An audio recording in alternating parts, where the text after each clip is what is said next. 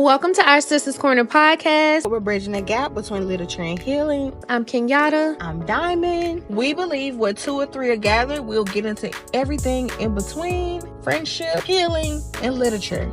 Also link with us on our website on oursisterscorner.com. With that being said, let's get into the episode. Hey. Hi. We're back. You saw the intro. Period. How are you? I'm so good. How are you today? I am good too. You look good. You look warm. So do you. I see, I told you that we had to make sure we hop on because we have similar colors. And I think it looks so good on both of us. I love it. Period. I love it.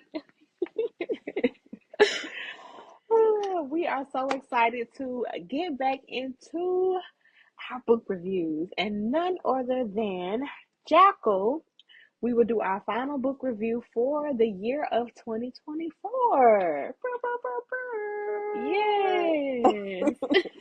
This was a well-weighted book. It was a great book. I think that it went with a lot of things that have happened within this last 60 days of the year, including the election. Definitely. But we definitely were excited to go ahead and get this review out there and really dive into our thoughts about it, because it was a lot. This book was a lot, and it cannot be skipped.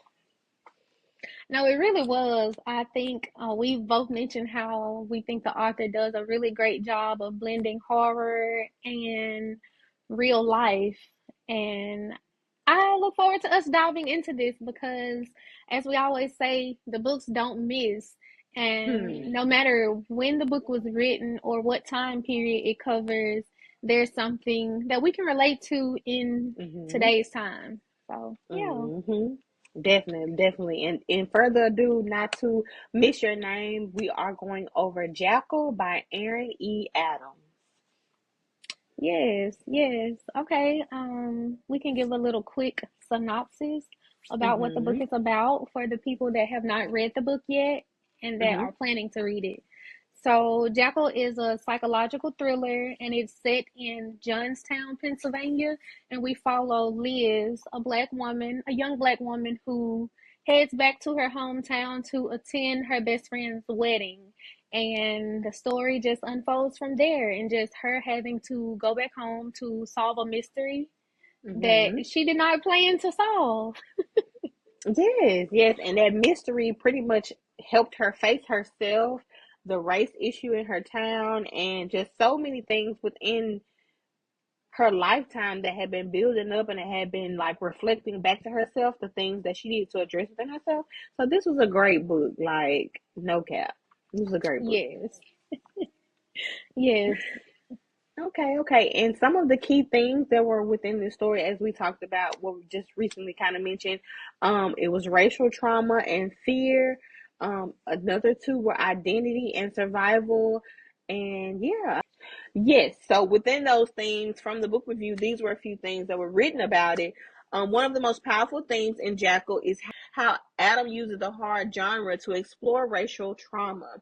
The fear that Liz and other black girls in the town experience isn't just from supernatural forces, but from the racism that haunts them in their everyday lives. Like that perfect.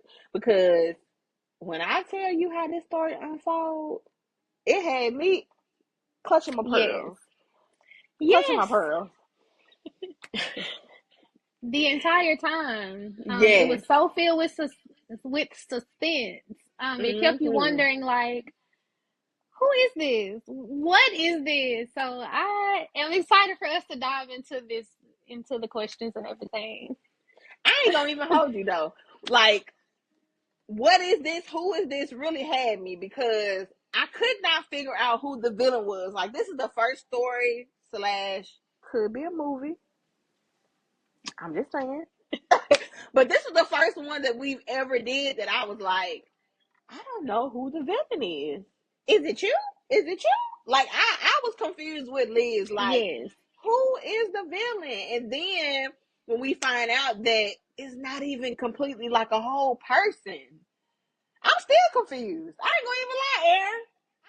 I hope Kenyatta know, because I was still a little bit confused. Like, how did this No, even it's come in? still, yeah, there are still some questions. Just being confused about what is this? That's all I have. Period. But yeah, I guess we can go on into our most memorable scenes and quotes, aka our favorite quotes. So, would you like to go first? Sure. Okay. Okay, so there were so many quotables in this book, but one of the quotes Mhm. that stood out to me the most, let me read it. It is actually from the perspective of the villain.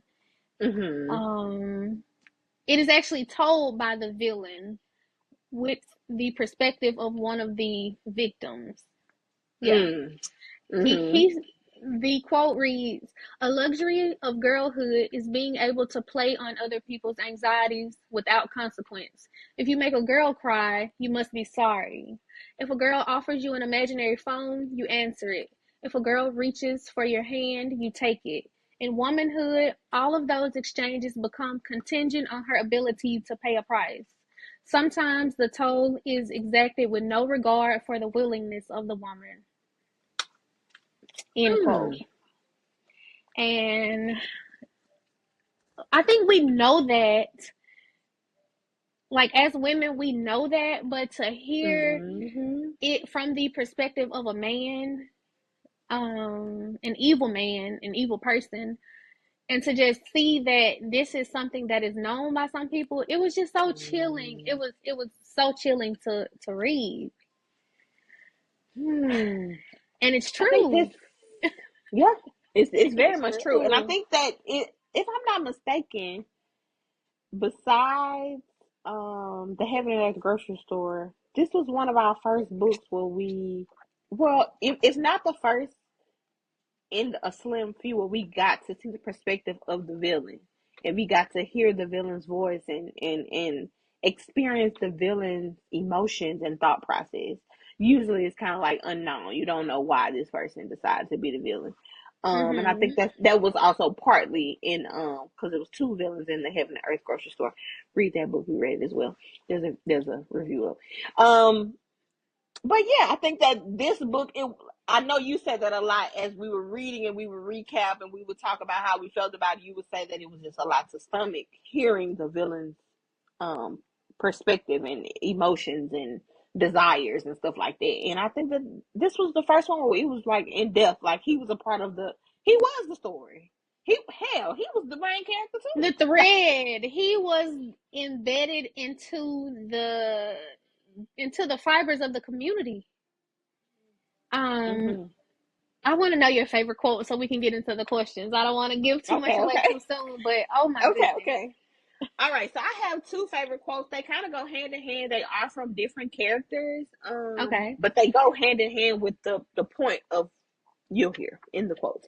Okay, so the first one is upon arriving, Tanisha didn't trust the place. It pressed, she couldn't say why. The best answer she could give was it felt too safe. Tanisha had grown up in the city and was numb to loud noises and erratic personalities. Her calm demeanor belied her understanding that danger always lurked right around the corner, but they had moved to a town without corners. Danger didn't need a place to hide, it preferred to fester. First, it would smile and bring you German chocolate cake. Then it would wait out in the open on your front porch until it felt good and ready. And that was by Alice's mom, Tanisha. And Alice was one of the victims in the story. My second quote was, I was supposed to start a clinic here. I had everything ready to go, and then that girl disappeared from your school. I got scared. The threats came in their little baggies. I shut everything down because I was scared. The anger in this country is not like Haiti. I used to think it was gone or neutered, but it is here. It is a matter of who gets to be angry and who gets to seek vengeance or claim justice. The anger here is not the kind that starts revolution. It is the kind that wages wars. We fight other countries, the news, the politicians, all fight, fight, fight, and bicker, bicker, bicker. There are lines and systems, rules of engagement. In Haiti, the government and the people have an uneasy deal. They can cross each other often. When I lived there, it made me edgy. The way things are here, people go so far out of their way to smile to your face and stab you in your back.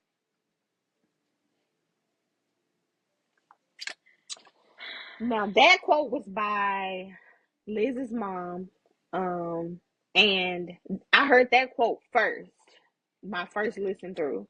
And then when Mm-hmm. I listened again, I heard the quote from Tanisha's mom. And I think that that explains the book so well, how evil just waits in plain sight, you know.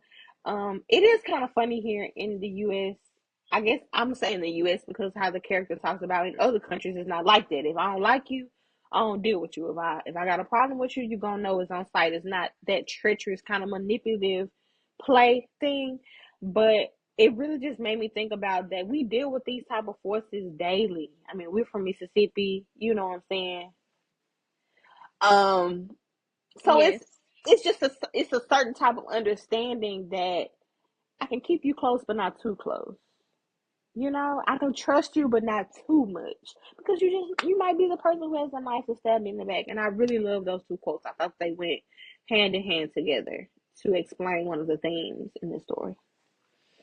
And given the election, I think the second quote from Dr. Roche Mm-hmm. perfectly sums up how a lot of citizens felt or are feeling during recent times.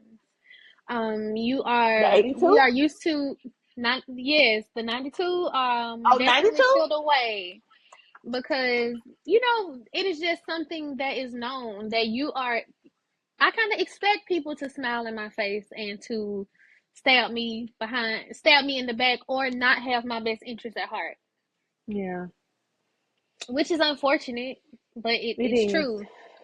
I think that's It's something true. that I think that's something that was so crazy, and we can move on after, if if you don't have anything else to add from this. I think that it's crazy that people think about Mississippi in that way when it comes to like racism and when it comes to like bigotry and to those ancient things that we like to act like don't exist.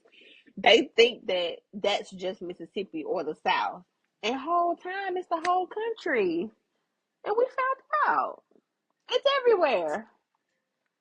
It may be more blatant in certain places than others, but please know it exists everywhere. It's ingrained into the it's ingrained into Psyche. the fight. It's ingrained. So It to is not the fiber. it really is. That's why the country is deficient in fiber as we speak, because the fiber is Period. messed up. Backed up. It needs to be flushed. Girl, but Constipated. Oh my God.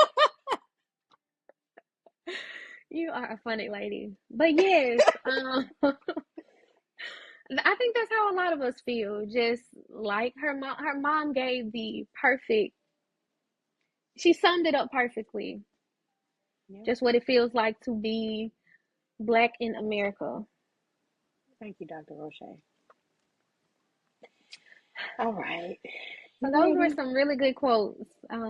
Yeah, we can go ahead and hop Mm-hmm. into some of the questions. Mm-hmm. Um, let's see. All right. I guess I'll just pick one. Yeah. Okay. Throughout Jackal, Adam highlights the disparity in actions and attention when black women go missing in America. The town's apathy after each girl's disappearance directly contributed to their deaths, arguably as much as the killers themselves. Hold up, y'all. It's a little blurry. I'm blind. The parallels are there between white and hold up are there between the white residents and passivity in the novel and white Americans' passivity in the real world. Great questions to follow up with. How does this fit into a large conversation about racism here? I did not mean to pick that, but here we are. I mean, here we are. That is pretty much what the book is about. Just how Period. different cultures handle the racism. What parallels are there between the white residents' passivity in the And novel the white and the people white American in the real world? I think they are similar. You don't focus on things that don't concern you. affect you. Like we see in the book, we know Liz, her best friend Melanie, she married a Mm-hmm. black man, and I don't. She married a Hold black on, man. Alyssa. Is it What is did it I call Melanie? her? Melanie. Is it Melissa? Melissa. Alyssa. See, I'm pulling a It's diamond. Melissa. So we see that in the book, Liz's best friend, she there was one point in the book where she even stated like you're not you're not like that. Hmm. You some people tend to pick and choose what parts of other races when they engage with people in other races, they pick and choose what parts that they want Mm-hmm. to accept and the parts that they don't want to accept. It is Mm-hmm. terrifying to hear someone white say that they don't see color because if you don't see color, you don't see me. Period. You can't see And me if you don't see color. And they act like it doesn't exist because it doesn't affect them. Like had it been yeah. affecting little white girls, they would have burnt the city down. They would have stormed the Capitol. They would Mm, have done all of these things, attempted to, they would have done all the things. period. And Burn the ballot. earlier, yes, and I think earlier I mentioned to you that we already know that this book was kind of triggering internet Mm-hmm. in certain instances. It was triggering because it is not a good feeling to know that someone that looks like you, their life doesn't, let's be real, doesn't hold as much weight as Value. someone, as a white girl. Mm-hmm. So to know that, there are people that will burn cities down behind you, you have a different mindset. It's Hmm. almost a luxury to ignore these things. Yeah. It's almost a luxury. Yeah. And I think that when Caroline went missing, just to speak on the character before I speak in real life, when Caroline went missing, that's when Melissa, Melissa, when she realized that her daughter was missing, and that her daughter being a black little girl, even though she was a mixed little girl, she was a black little girl. She felt the difference in how the police officers, how the investigation, and how everything was going, and she really was in denial. Like, and it's sad and it's so unfortunate. Like you said, most people, the white people in this country, they don't care about anything until they're being affected. They Mhm. don't care about who is getting the shorter end of the stick until they are included in those consequences. And she didn't feel it or try to see it until it was her daughter. Then she had to listen to Liz say, look, black girls in this city have been going missing for years. And this year just happened to be your daughter. So it was Mhm. like, that's really a summary of how it goes. Like, they are, they live by the rule of omission. They don't say anything. They act blind to everything until they're being affected by something. So it's still the same today. And I feel like Yes. the monster, he represented the fear that comes from, because he fed on fear. But I think that racism, Mhm. and he was a symbolism of the fear that comes between black people and white people in this country, because we know that there's an evil out there, and we know what it has done to black people before us and what it's capable of. And I think we too try to ignore it until you're in a situation where you can't. Mhm. And So, you know what's so crazy mm-hmm. about that? If I like what you said that the monster really highlights the fear in the community. And I also Mhm. feel like had the community, not just the black and white community, but had these people had a communal, like one Mhm. mindset, this would have stopped a long time ago. Mhm.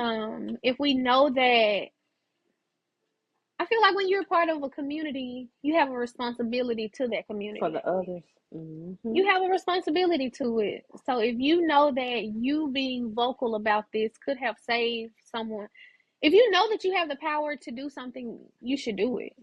Yeah. It should not have taken 25 years of little black girls coming up missing for a little black girl who grew up and was supposed to be one of the missing girls to solve everything. That just shows Mhm. like your community in every way failed you. Your Yeah. community failed you.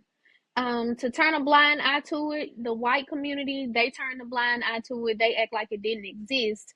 And the black community did the same thing. It wasn't my Same baby. thing. They tried to It wasn't avoid my it. baby. Yes. And some things you just cannot avoid. Some things Mhm. are just unavoidable. Yeah. And that may be the bigger representation of this book. Like the things that we avoid, they are still there and they still feed off of our fear, and it Mm. exists and it attaches on to the people who act out that fear. I know it's probably going to come up in some of the questions, but the monster, the jackal, it attached on to Doug's father. So it attached on to the person. It could feed off of that racism and that hatred and that bigotry and that just emptiness. It attached onto the Mhm. person that was most empty. It just happened to be a racist. Mm. So then the victims became black girls. You know what I'm saying? So it really, this book, it was the perfect read for the month we read it in, October, and then November came and we were just like, we're gonna wait. We're gonna wait. But Yeah. it was the perfect book to read.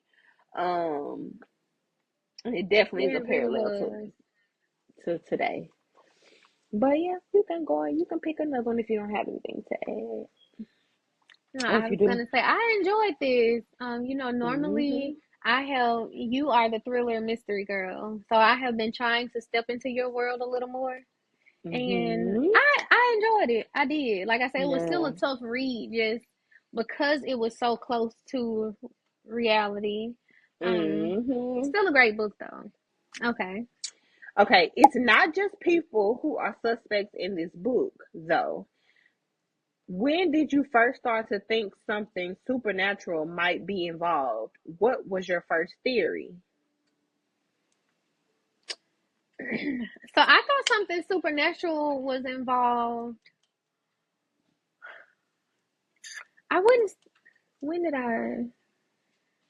I knew something wasn't right from the very beginning. I wouldn't say I'm not Mm. sure of when I thought supernatural forces came into it, but I definitely knew something was off from the very beginning when Caroline was first basically abducted from the wedding. Mm-hmm.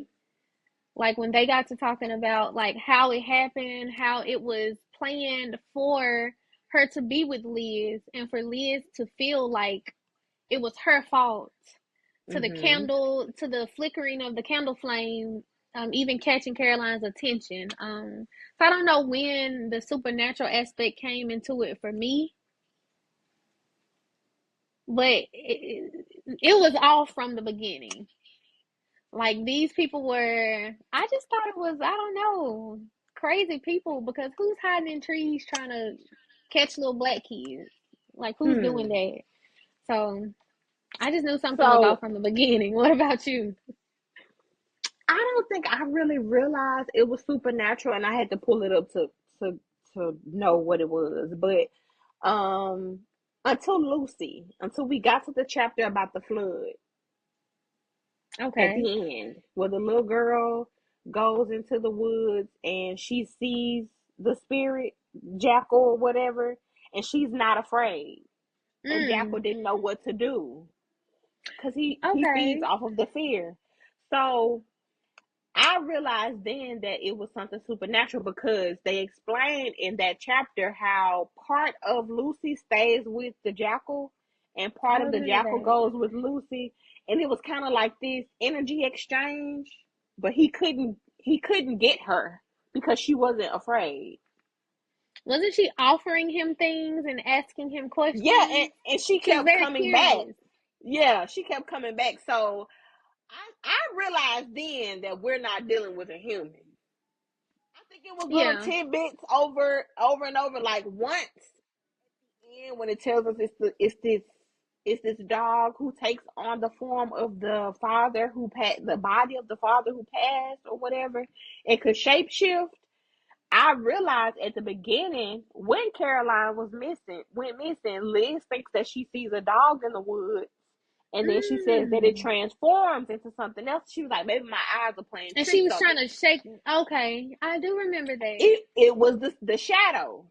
But I didn't realize that until okay, well she yes, I listened to it again. I was like, okay, well, yeah, this is the damn thing. So I didn't realize to the end though because I was confused. I was confused. I was just like, who? Then the Caroline Hmm. said that a dog got her or some. When Caroline was saying who took her, and I'm just like, am I tripping? I kept saying, am I tripping? Let me go back and read it again, but it took me a minute. And normally I be with the woo woo stuff. Mm-hmm. But baby, I was just confused. Like, Not to what this happened? extent. But now that you Mm-mm. mentioned that, I do remember she felt like her eyes were playing tricks on her, and there were little Mm-hmm. nuggets throughout the book to let you know that it's some scurry stuff Mm-hmm. going on. Girl. All types of Oh, stuff, goodness. child.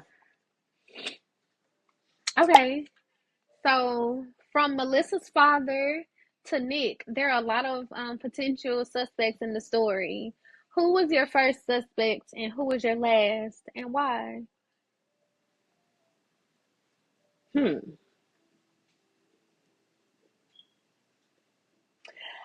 I'm gonna say it's the okay, it was two. My first suspect. My first suspect, Lord help me. When we were reading through, um, I suspected the police officer that was giving Liz a hard time because they're related to somebody that works somewhere else. It was two people who worked with the police office and I think the morgue or so whoever had the relative that worked within there. And when Liz was going through like her idea of who the suspects were, she was saying it should be them because then they have easy access to make it look like it's not them or whatever. And then I thought it was Caroline's dad and brother. I definitely thought it was them. Yep. Yeah. And the So, reason I really thought it was them because they even down to the wedding, they did not like the father, and I thought that they were just faking liking the daughter because when she asked Caroline that question, how is your dad with no, hold on, when she asked Melissa that question, how is your dad with Caroline? So I was thinking it was Melissa's dad and brother. I think I said Caroline. I was thinking that it was Melissa's dad and brother. okay. The same. So I was thinking the Melissa's brother for sure. And the dad, Mm-hmm. I was questioning his motives, but I was just thinking, no way you would do this to your granddaughter. So I kind of was omitting him. Because you can Mm. hate the parent and love the Love child. the Like I child. guess, I Mm-hmm. guess if that's a thing. But I did not want to think that you would do this to your grandchild, Yeah. even though you hate her daddy. I But don't know. I just her brother Nick, I definitely suspected him the whole time. There was just so much anger and aggression. Just every time Liz would talk to him, it was just I don't know. It was just a yeah. struggle. It was just such a Mm-hmm. struggle. And come to find out, as you say, just come to find out, he was Come to intimidated. find out. He was Mm, intimidated and embarrassed of his position where he was working, and he saw Liz go off to do exactly what she wanted to mm-hmm. do and to get away, and that Yeah. made you projecting. He basically Yeah. was projecting every time she was in his presence, and she would shrink herself in front of him. So that Yeah. just did not give me a good feeling about Nick from the beginning. And, Like, there was no point where I thought Nick was a yeah. good person or wasn't a hater. Mm-hmm. And you know what? That's such a good example in life. Like the main people who give you a hard time, it's something about you that triggers something in them, especially if you go out of your way to be a good person to them. Um, And that may be something to speak on as well, because Liz, she constantly would undermine herself to make this person who clearly, hates you. yes, he disgusted with your presence. Hmm. She would go out of her way to make him feel comfortable or to make herself more likable in the situation. Not once did she stop to think, what's wrong with this man? Mm-hmm. What's wrong with him? And like, she would always put the blame on herself, like, I did something. Yeah. No, this nigga just a hater. And I think that too goes back to what you said earlier. Like this book kind of is like a documentation of her healing journey, like going through this experience to figure out this case and these clues. It led her to see herself because she really didn't think highly of herself. She had low self esteem. She didn't think she was that creative whole time. Everybody thought, she was this great, successful person, and everybody had something slick to say about her moving to the big city whole time. Y'all jealous, low key. And inspired. Misplaced. I don't know, you are excited for someone, but you didn't take those same steps, so it's causing you to feel like. Listen.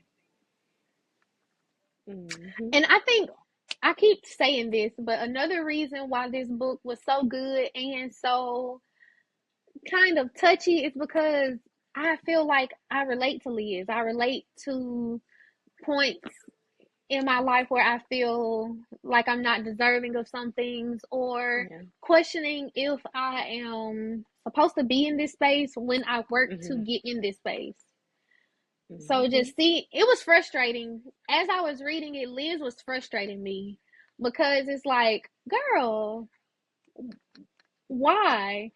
The Mm-hmm. first instance I could think of was when she went to the Caroline had already gone missing, and she took a basket. She baked some cookies to drop off at the house, Mm-hmm. and Melissa wasn't home. They weren't home, but Nick was at the house, Mm-hmm. and or Melissa didn't come to the door. Nick came to the door, and he was talking to her, and it was just a very eerie meeting then, because he was looking at her like she was a suspect, and I think the cookies fell.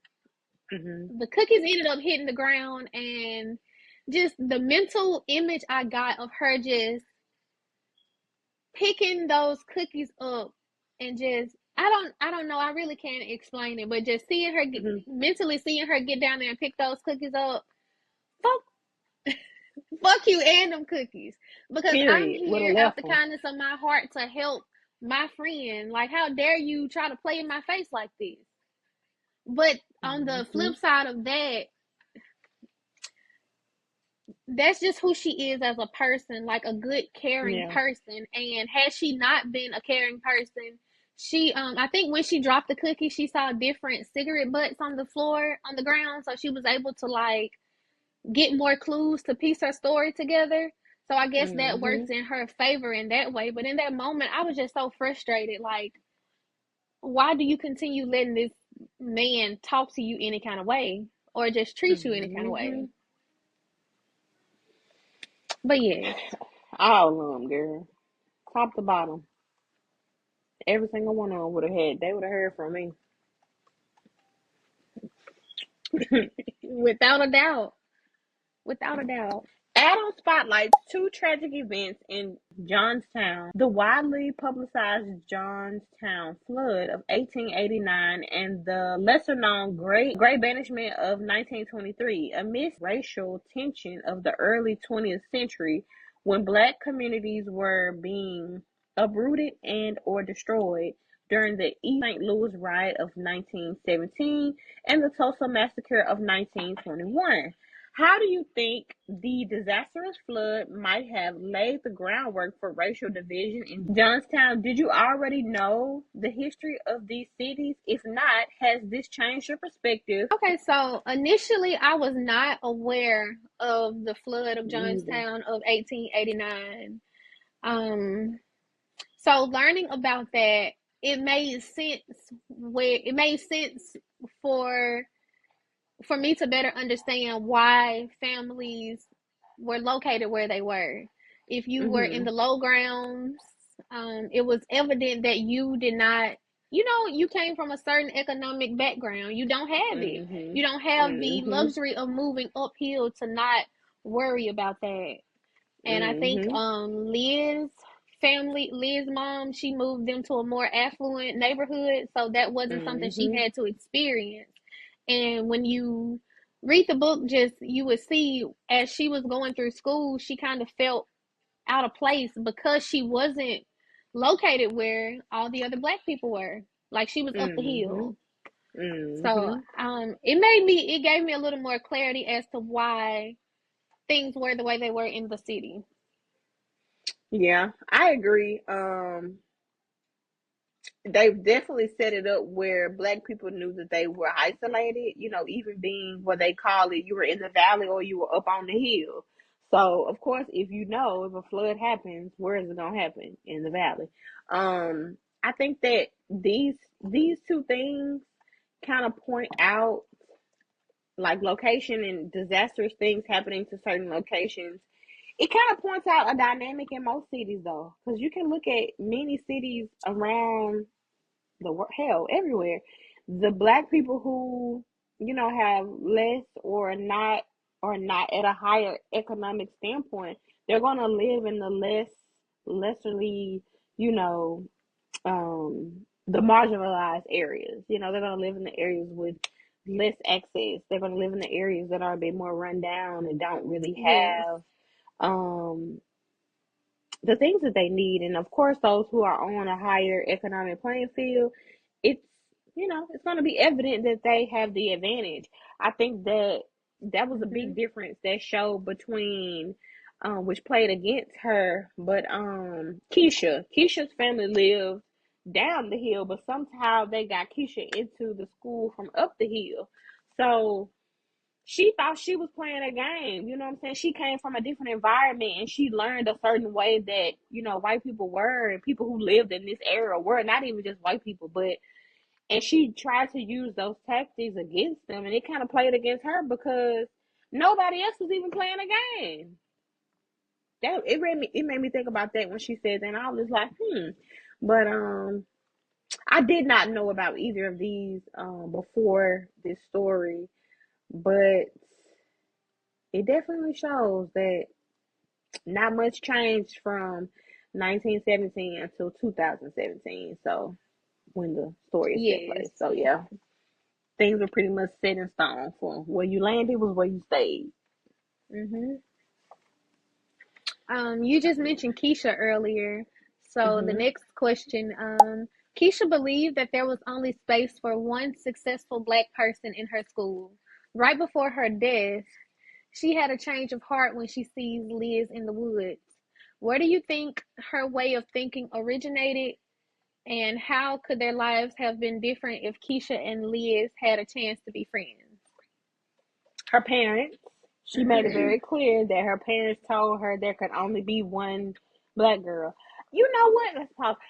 Let's before I answer the rest of the question. That was so surprising to me, but I guess because we both come from areas where it's predominantly Black, or there are like more like a balance of Black and white. It's not like you're the minority, even though I feel like we both went to kind of like a more Caucasian school, like more the administration. It's Caucasian. Yeah, not the students halfway. But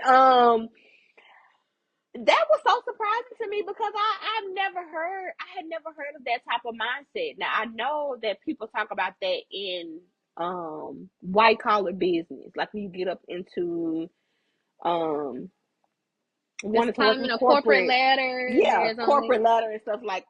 So I heard about it in that way, but I never thought about that in like a school dynamic. So for her to say that her parents taught her that it could only be one black person, or it could only be one popular black person, and then um I think that it could have been different because they both could have helped each other with different perspectives.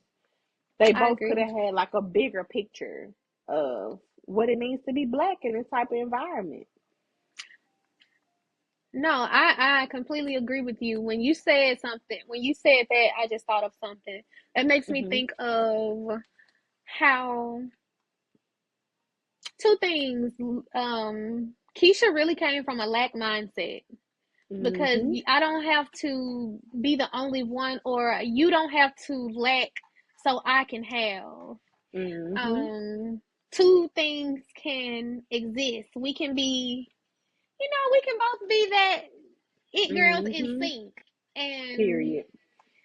the second thing is there are so many communities that think black people are this one thing, that Mhm. all of us Monolith. fit into one mold, and Mhm. that's just not true.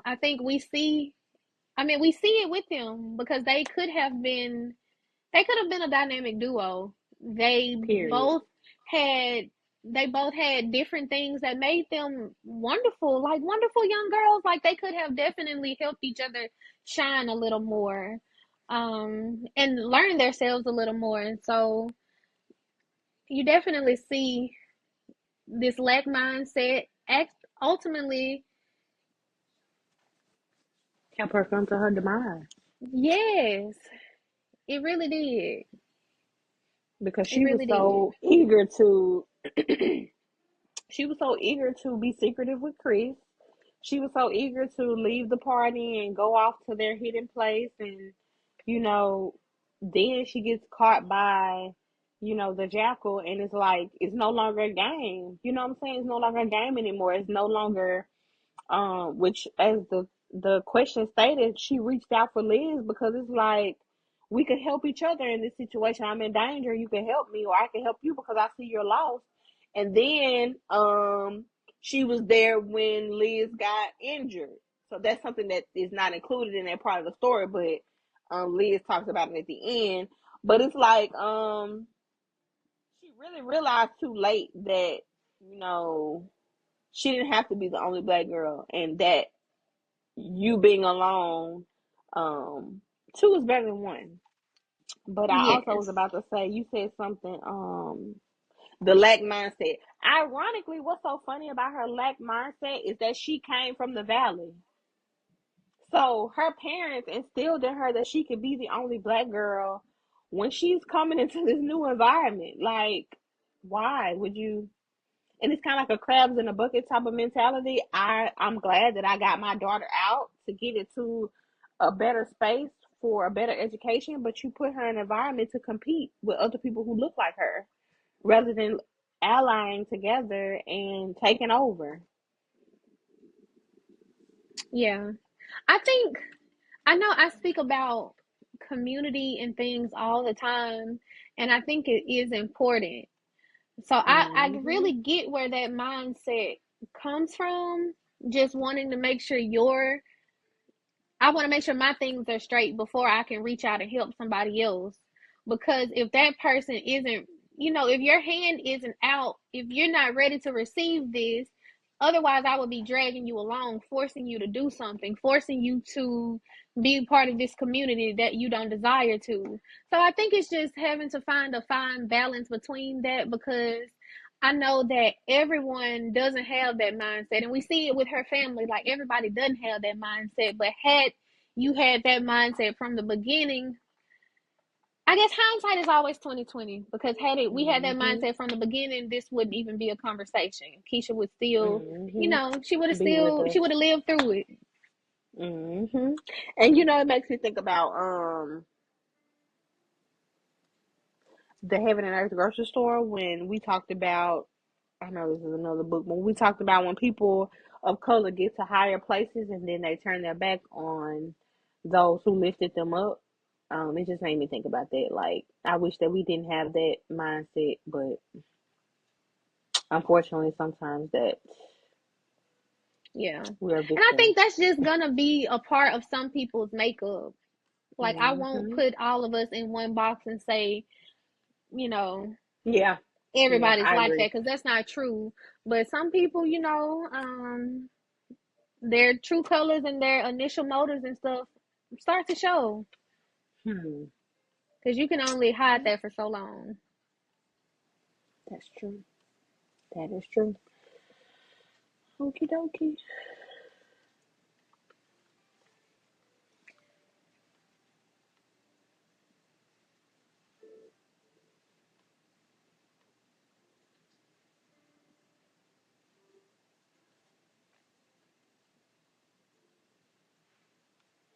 Oh, so I see another question in here that is along the lines of Hmm. Keisha that I Hmm. think we could. Okay, yeah. Okay. So this question says the jackal says he learned something from each heart of the missing girls. Keisha taught the Hmm. jackal a heart can change. Morgan's heart taught him the monstrosity in beauty. Kayla's heart taught the jackal they needed a partner worth being brave for.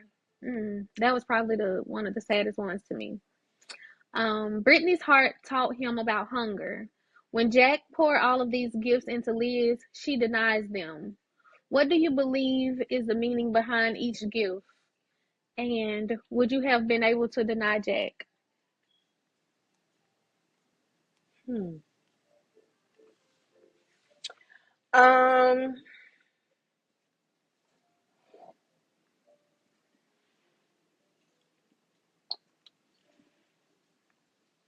I think each of the gifts they represented a type of innocence and purity. Um, and I think that Liz was the person to deny them because her character was genuine and she was selfless in everything that she was doing. She was denying herself just in existence anyway, but everything that she was doing, she was denying herself and being selfless to help others, until she realized that's how she was self-destructing. And I think that when Jack wanted to give her that empty I mean Jesus, when Jack wanted to give her that energy, she was able to deny it because now she was filled with the things that she needed to be filled with, she learned from each of Mm-hmm. these experiences. But yeah, I think I can't exactly say what I think all of them what's the meaning behind each gift. This book was very poetic. It was kind of scary poetic. So it was a lot of things I was like, Mm-hmm. yeah. But what do you think? I would love to hear the author talk deeply about that. I think I want to do that. I hadn't listened to Deep anything yet. dive into it. Yeah, Yeah. but I would want to know like what were because it's a lot of symbolism in the book. I think that's why I think that this would be a great movie because there's a Mm-hmm. lot of symbolism. And to see those things come to life would be really interesting to see. Mm-hmm.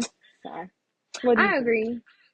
Circling back, I definitely want to deep dive into how she, came about with everything. But I agree, I'm not Hmm. sure what each gift means. Um,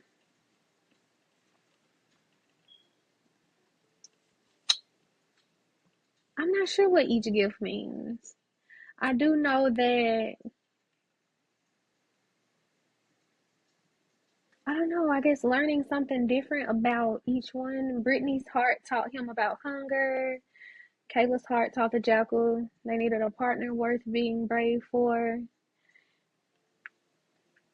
Keisha taught the jackal a heart can change. I don't know. All these little girls were true to their emotions. I'm not sure exactly what I think the meaning is behind each gift, but I do know, like, well, what I'm seeing, like, is in those moments, their last moments, the Jackal was able to see what each of these girls really cared about. Okay, so I'm not sure what each gift means, but just I think that in each of their last moments, they all taught him something. They were all able, he was able to see what they cared about in those last moments. Like, the question says Keisha taught Jackal that a heart can change, and we see that initially she had this one mindset. She was focused solely on herself. We saw Kayla. She loved her sister. She protected her sister, so they showed what they cared about. And like you mentioned with Lucy, Lucy was Lucy the youngest? Yeah, she was the little girl who lived with her grandmother during after the Yeah. flood, and she ended up going into the woods. She wasn't scared, so that's why She was curious. Like, Mm-hmm. children aren't fearful. Children, I want the fearlessness of a child because that's Hmm. who don't care. That's who does not care. Is Lucy But on the list? I don't Yeah. think she was on Oh that no. specific list that we're talking about, but just what he learned, I was just thinking of what each gift meant. And I think with Lucy, um, I think it's I think it's beautiful to be curious. I think it's beautiful to seek knowledge and to want to learn things, but there has to be a limit to learning. I think that too. We have to think. Hold on. Okay, I'm gonna say this and then I'm gonna look it up because I know you probably gonna say something back. But I think that too. Lucy wasn't afraid because, well, I'm not gonna necessarily put an age on it, but I feel like she was younger than all of these girls. Yeah, that's what I was saying. Like, her young, like, Oh yeah, you she with was you. Yeah, naive. yeah. She was younger She than was all of these girls, so naive, she did. It was she didn't understand that there was anything either to be scared of because afraid of. because Yep. when they talked about like the woods, when she went out there, she was just like, it don't seem like that happening out here. It's cool just to And she be. went back. Like, children are so curious. They are so inquisitive. They just want to know things and just go explore things. And I love that. But I do Mm-hmm. think that like with everything we see, there are consequences, even if you are unaware of them. I want to say that she even brought him some candy, or she brought something. She brought him a gift or something. The second time she went out there, I can't remember. She brought him something. Oh, and you answered the question, and now that I'm looking back over Mm-hmm. it, I like what you said. You said would you said she was able to deny Jack these things because she was selfless. Mm-hmm. And just reading over the question again, seeing all the attributes of each of the young girls, Mm-hmm. you can't give me something that I already have. Hmm. You already know who I care about. You already know I have a big heart. You already know, all of these things you are trying to bribe me with, I already possess. Hmm. So I'm Period. straight on it. I'm straight on it. I don't know. I don't see what she brought to the woods. I know it says that she came back and confronted him. When she came back, Okay. she wasn't afraid because she said, "You gave me bad dreams." And then um he basically explains how I became the hound from her nightmare, so therefore she wasn't afraid because she said that he wasn't real, quote unquote. Just kind of Okay. to summarize, he wasn't Okay. really real to her. So she took a piece of him because a part of me stayed there just out of her sight. She left town, carried a part of me. The piece watched the world with her deeper than her horrors. I learned her beliefs. When she died many years later, that piece of me returned. It was full of her stories. Driven away by the shadows she saw in the woods, she left Jonestown. She went west. She had a family. She always slept by the fire to stay in the light from my shadow. Madness grew in her for years until one day, to escape the dark she saw in the corner of her eye, she lit her house. Okay, so technically he did drive her crazy, but he didn't scare her. So he must have put part of his spirit in her when they had their exchange in the woods. But she wasn't necessarily afraid that he could take her. Go Okay. ahead, Lucy. Hmm. Hmm. She said this before she left me in the woods that night. Grandma Abigail said not to give you attention because it goes against God to speak to demons. Are you a demon? I don't think so. Good, because if you are, Grandma Abigail said, it's only a matter of time until a fool gives you enough attention. And that fool was Doug's dad. Yep. Hmm. So maybe he represents our shadow side. Because little girls, when they run into the woods, of course, the worst things that can happen to you, your fears, if you feel fear, then he could take you over. When Doug's dad went into the woods, his shadow side was being a psychopath, being a rapist, and a bigot and hatred. So he could latch on to him because he was foolish. But the girls were just the innocents. But it just so happened that he had a hatred for black people. So the black girls became the victim after that because of the host, not because of the evil. The evil is just evil. But the dad had a hatred for the black people because how Doug said he believed that the black people didn't deserve to be successful. Okay. So really, the jackal is a representation of the evil. It attaches onto the evil within you, and it uses your Not this energy. book. Come outside. Okay. Keep going. It uses your energy to act out the things that you know you desire.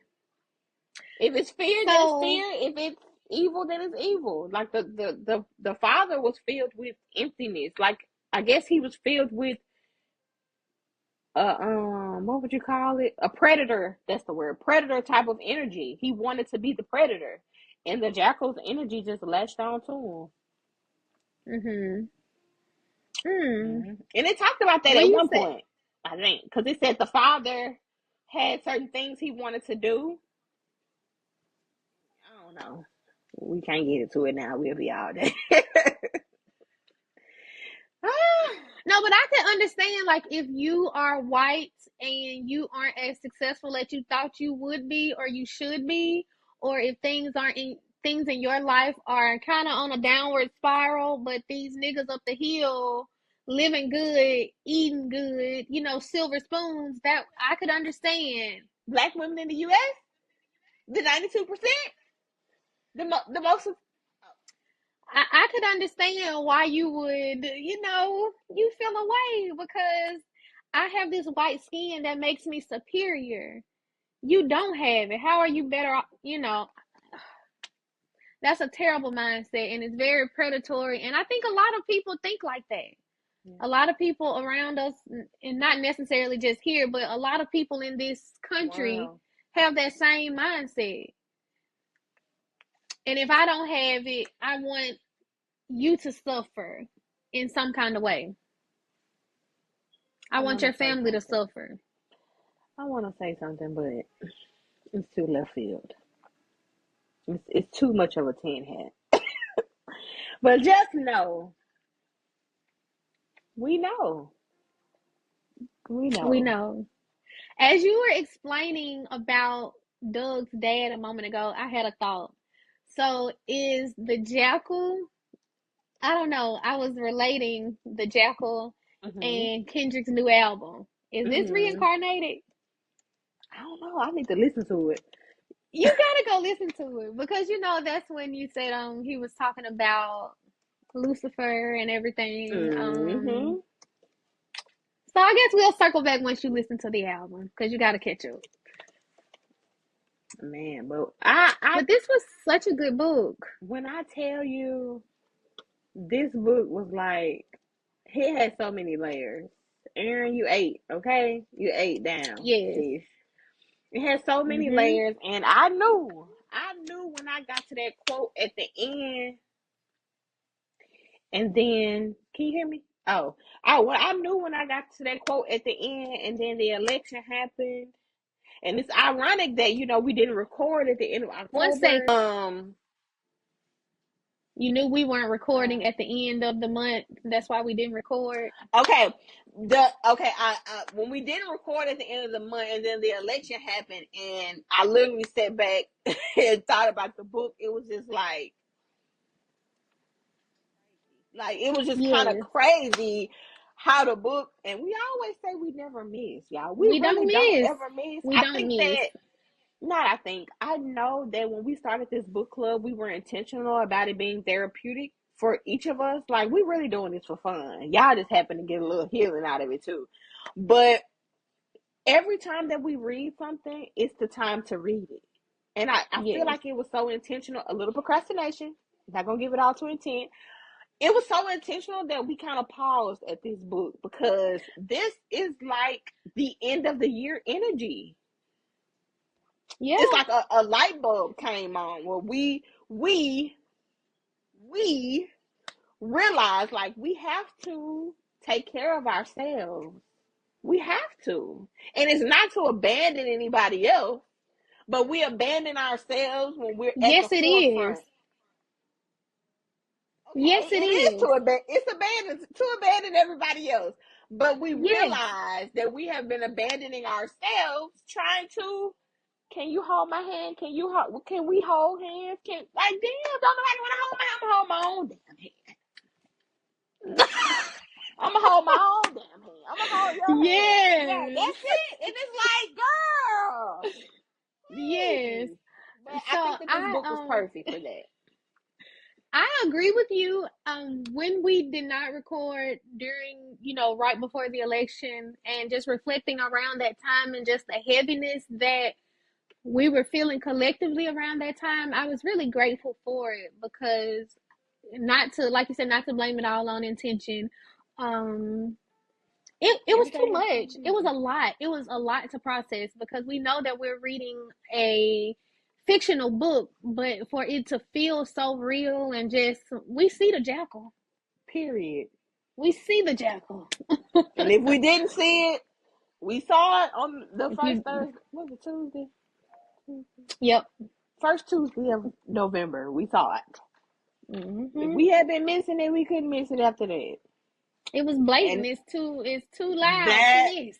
quote came alive in my brain. Like, that's what Lynn's mama said. The hatred in this country, it's different because people go out of their way to make it seem like it doesn't exist. And it's Yeah. right there. It's just waiting for the perfect time to stab me in the back. But I think that this was a beautiful book. It was beautifully written. The stories were beautifully put together. How each girl in the book comes at different points. That was beautiful. It just was intricately weaved together for you to really get the whole picture and how deep it goes. And I loved it. No, I agree. Liz said one more quote that I would like Hmm. to read just before we get to wrapping it up. Um, I can't remember in what part exactly, but one of the quotes she said that really stuck with me. She said, "I denied my pain. I cut away parts of myself. I made space for someone, something else. In pursuit of those words, I turned myself into the perfect vessel for a monster. I'm black, but not like those black people. I'm a Hmm. woman, but not like other women. I fractured myself as goodness demanded of me. And I think that really encompasses everything that we've been talking about. Just it's impossible to separate yourself from this community that you don't want to be a part of. Mm. Um, and just how negatively it affects you in the long run when you attempt to separate yourself. Because we have seen plenty of times where women, though, society calls them pick me's now, when I'm a Hmm. woman but I'm not like that woman, as an attempt to shame someone to make yourself Yeah. feel more superior because you really insecure within yourself right now. Because at the end of the day, the same people that you wanted to separate from were in the same community that you need to go to heal. Yeah. And it's tough when you realize that, I think all of us have like denied our pain or cut parts of ourselves away or made ourselves shrink in some shape, fashion, or form to fit into a space um where we thought we belonged at the time. Yeah. So having to come back and reframe your mindset, it's hard. Like we see Liz struggle. My girl went to drinking. She just, Hmm. she had to, I don't know, fall to get back up and remember who she was. Yeah.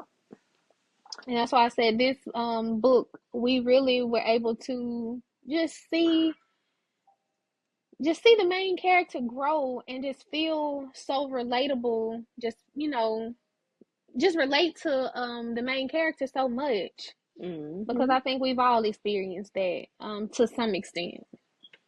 I think we all do. I think that's part of each of our individual. Of course, it's different ways, but that's each of our individuals' missions in life is to how to emerge as our most authentic selves. I think we each have our own individual limitations, life problems, family dynamics, financial situations that will teach us the best way to emerge as our most authentic selves and to persist and to rise above and to morph into the phoenix we're supposed to be in all our individual ways. And unfortunately, but fortunately, we just happen to be black women, and that adds another layer onto it because it's so many other things in our own individual community that we've been put against each other. Or you got to look this way, your body got to be this way, you got to act this way, your hair has to be this way, you can't be this way. You know what I'm saying? Your hair's too coarse, it's too thick, it's not. It's just so many limitations that and programmed beliefs that we come into this world with, and we're all fighting to the point to emerge as who God intended us to be and who we know that we truly are supposed to be. And I think that, like you said, Liz was the perfect representation to see yourself in her in that journey. Even if your circumstances aren't exactly the same, but just knowing that we're all fighting to be ourselves and succeed at life. Mhm. Yeah. And actually fight for each other. See each other. I see you. What my co-star say? That's saying I see you is better than saying I love you. Hmm. Mm-hmm. You seek to be understood. Please Hmm. understand me. Put period.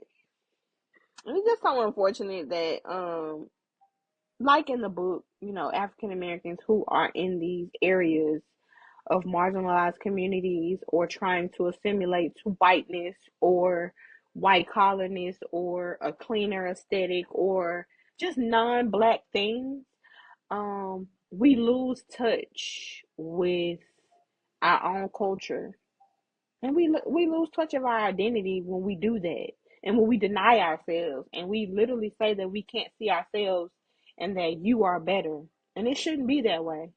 We should love who we are. Wear your bonnet in public. I won't, but you feel free. I just said that for Kenyatta, but no. I seen somebody talking about that, like after the 92% People was like, we just gotta be black. We just gotta be black. Whatever that means for you, just be black. And We what is it? understanding that it's gonna look Code different for switching. everyone. Code switching. We done code switching. Over with. Over with. Nah, keep your customer service. Just keep the customer service. Please. But I do agree with the collective when we speak about it's just time for us to rest and Yeah. time for us to really focus inward. Like focus Yeah. on ourselves. I'm focused on myself, my family, my community, and the Period. women that look like me. We're not getting in the streets marching. I can't lift a finger. Don't need me. Don't need me. Do you see Please her don't need around me. here anywhere? Christina's News gone. flash. You're not You're gonna. not gonna. Christina's But no, gone. this was really just the moment to just show us, like, you showed us. We were shown what we needed to see. Whatever And I that see means. you. And I I see see you. you. That's the name of I this see you. episode. I see you. Yes. 2024 finale. I see you. Final I book see review. you. I see you. Don't need me. Because I Please see you. don't. Period. But yeah. So, But question, let's get back on task, child. Go ahead.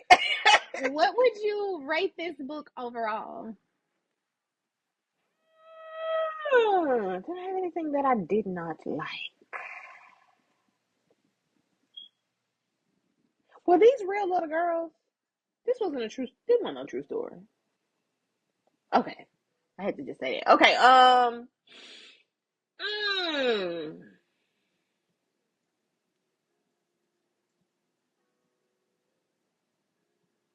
I would give it a 4.7. We gotta stop giving out Hmm. five. We gotta stop giving out five. Nothing Gotta perfect. be a little. You gotta be Okay. a little more strict for 2025. Okay. But Okay. I give it a 4.7. Beautifully written. I really felt like I knew the characters. Great background. Yeah. I love a good poetic story, and I would love to see this as a movie. And it should be called The Girls. Mm. Okay. Mm-hmm. Okay. Every time we say that something would do well, or every time we say we read a book and there should be a movie, it literally becomes a movie And we need to do some or a content about that. series. Mm-hmm. I think we did that with The last thing he Black told me. Black Cake. Mm-hmm. And you said Verity, and I just recently saw a post about Verity becoming I I still can't have wait to to be read in it. there. I I still have, can't wait to be in there. I'm gonna watch it and read it because Anne Hathaway, I like her. I like She unproblematic gonna white eat women. down. She, I already know. I like you know unproblematic what? white women. You right. You know I be in the Caucasian realm, so I got a lot of my favorites. But yeah, Okay, I know that's okay. gonna eat down. It I know is. that's gonna eat down. It was Hmm. another one that became a movie too. I don't know. I can't think right now. Oh, the action movie. Remember the two fathers? Razor Blade Tears? Yeah, remember they said it's becoming a movie. I forgot about Yeah, that book. yeah, it's being made. It's No. not made yet. I Razor want to see Blade that too. Tears was so good. Razor Blade Tears, five. Razor Blade Tears, yes, 5 out of 5. That book was so good. So if you have not read that book, you definitely have to add that to your to be read list because it's worth the read. Brace yourself, but it's definitely worth the read. So, for my rating for the book, I would I would say 3.5, 3.5, 4, somewhere along Okay. those lines.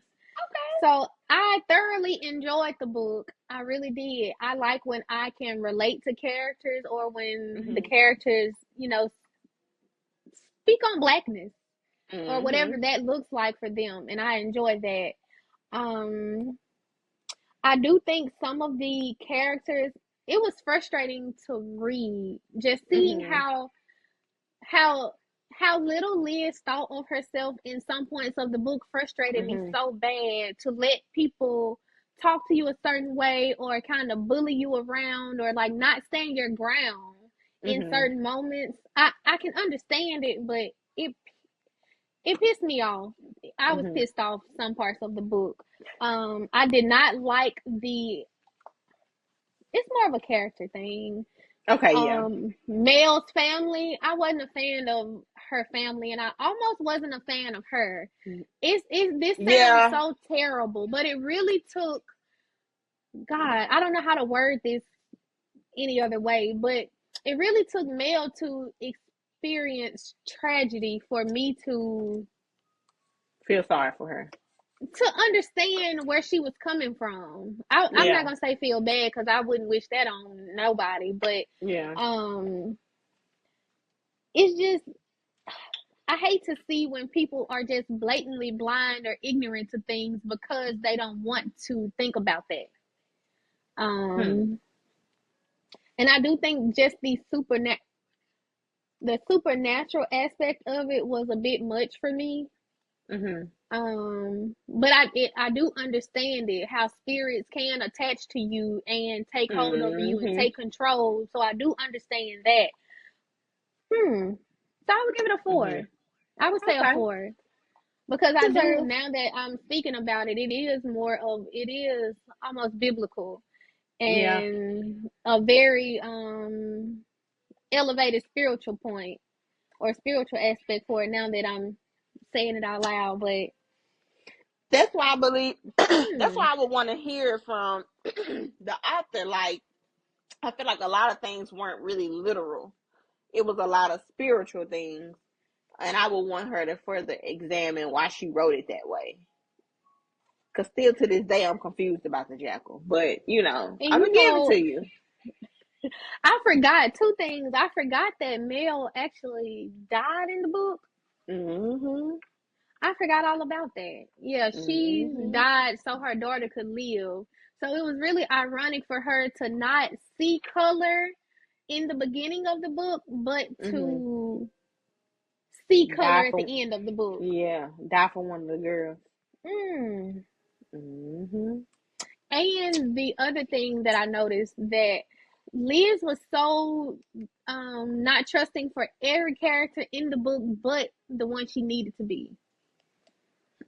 Like, Mhm. she was skeptical of her mom, like of everyone in the book.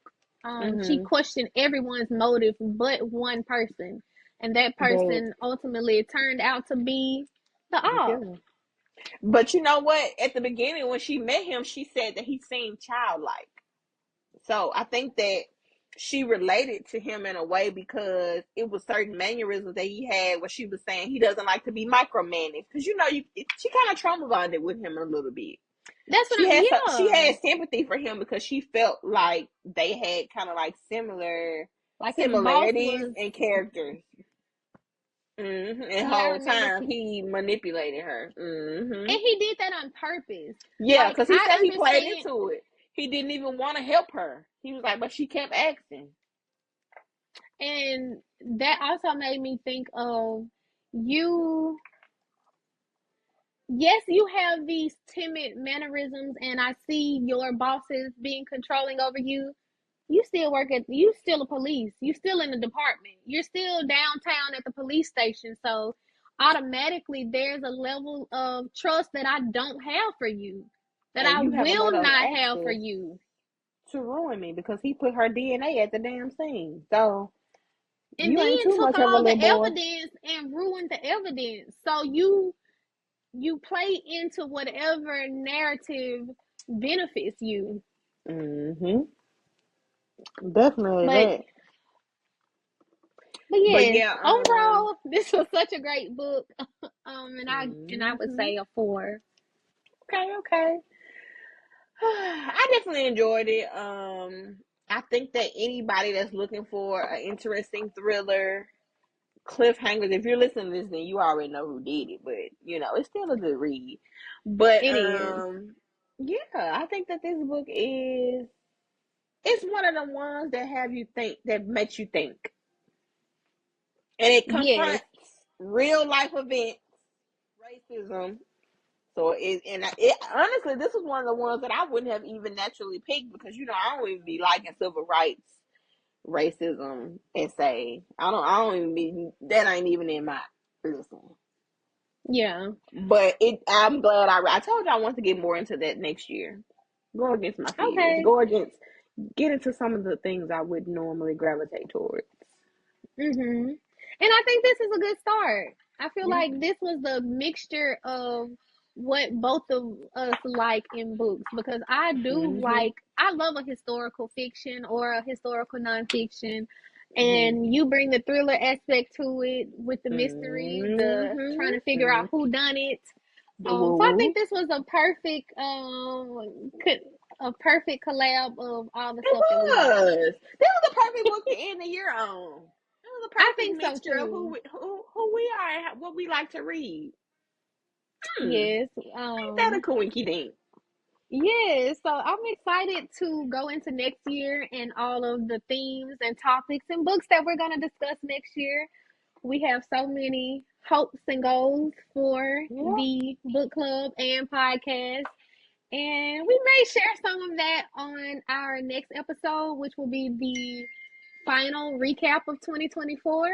Yes, yes, yes, yes, yes. So, if you are here and you have listened to our reviews this year, you do not want to miss our next episode. It will be a full review of the year of 2024. The good, the bad, the ugly, the great, the emotional, the beginning, the end.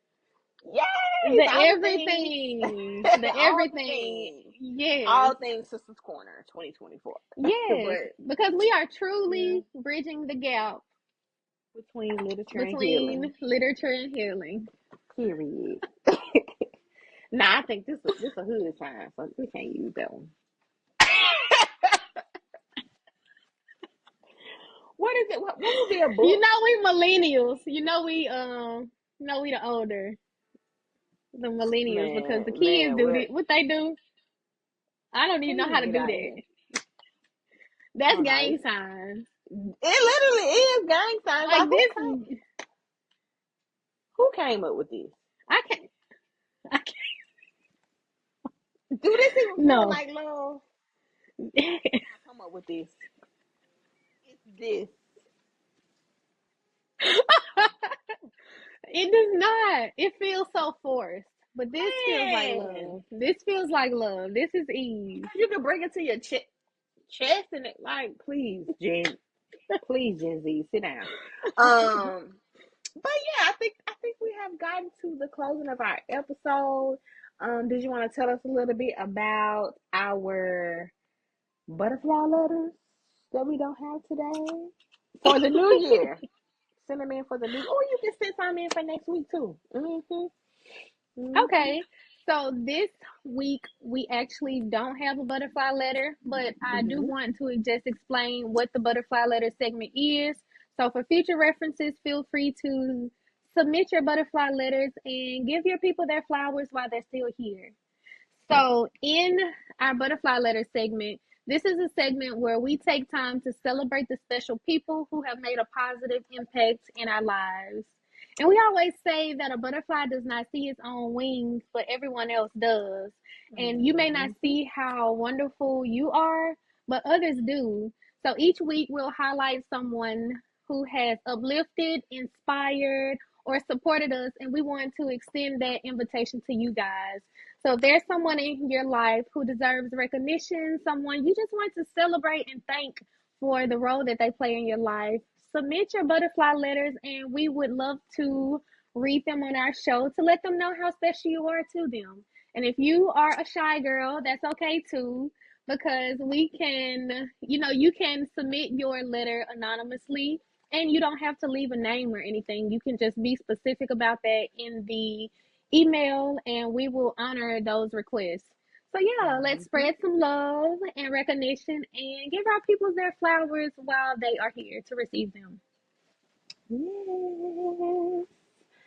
All right, y'all. And as we've gotten here, we want to thank y'all so much for tuning Yes. into our review of Jackal. This is our final book review of 2024.